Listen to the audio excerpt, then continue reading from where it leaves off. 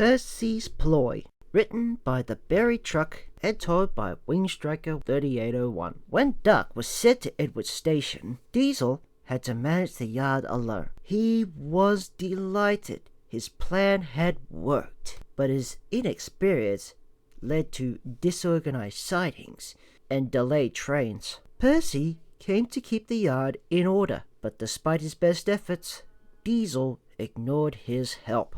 "He's awful," Percy complained.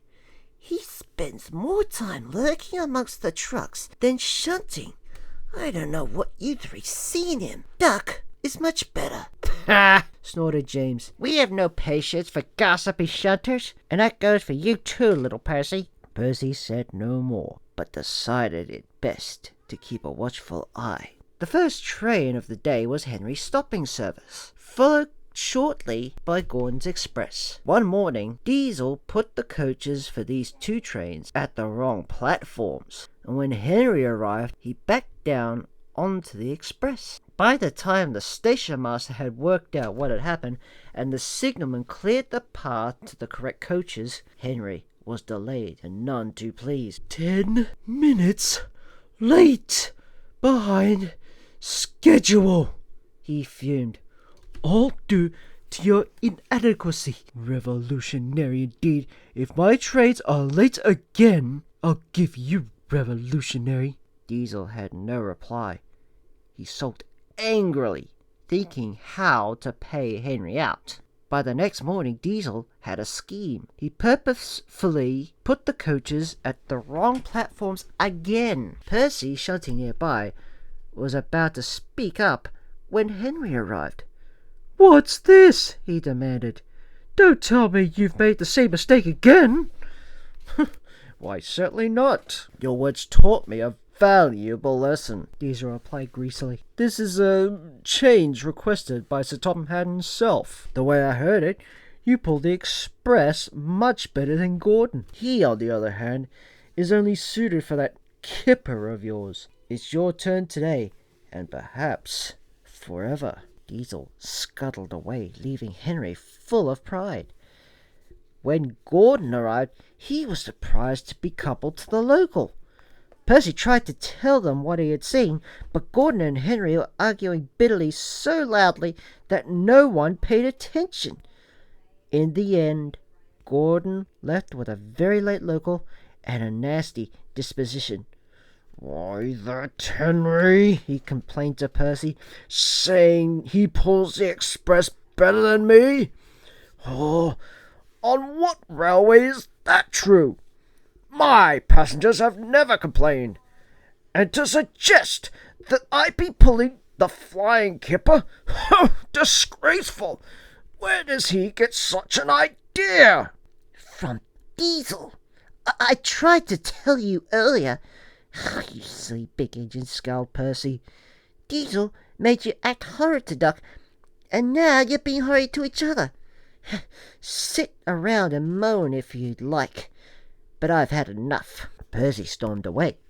Gordon was speechless. Soon Percy had devised a scheme of his own and was chatting with the trucks. "You know," Percy began, "I've had something rather interesting." "Come on, tell us, begged the trucks. "Diesel thinks you're easy to push around. He says he's got you following his every command." The trucks were furious. "Someone should show him a thing or two," smiled Percy, and scampered off. The trucks began plotting at once.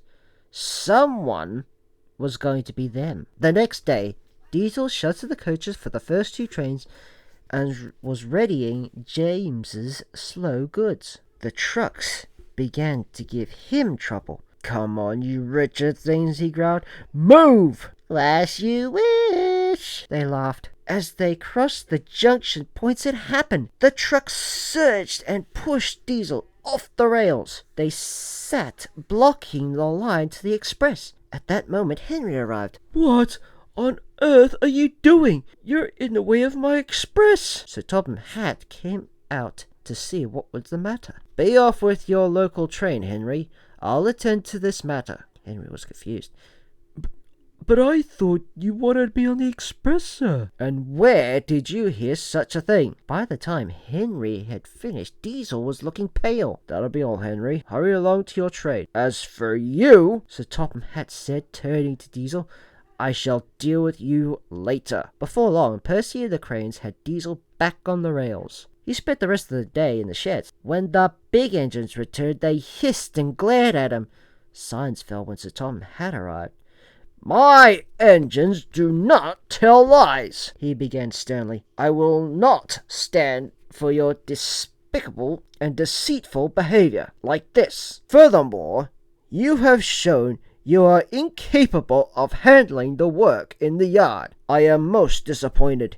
You will leave this railway at once. Without another word, Diesel squirmed away. As for you three, Sir Topham Hatt continued, I hope you've learnt a valuable lesson about trust and loyalty. I don't expect my engines to believe unfounded claims. At least one engine saw sense. Although I don't approve of your methods, Percy. He trailed off. Percy blushed. But, sir, how did you... However, winked Sir Topham Hatt, so long as it remains an isolated incident, we will say nothing more. Now, can I count on you to handle the shunting until Duck returns? Certainly, sir, peeped Percy, and he hurried off to tie the yard. When Sir Topham Hatt returned to his office, the telephone rang. Yes? Come again? A barber shop? Oh, goodness gracious me. I'll be there right away. But I'll say no more, or I shall spoil the next story.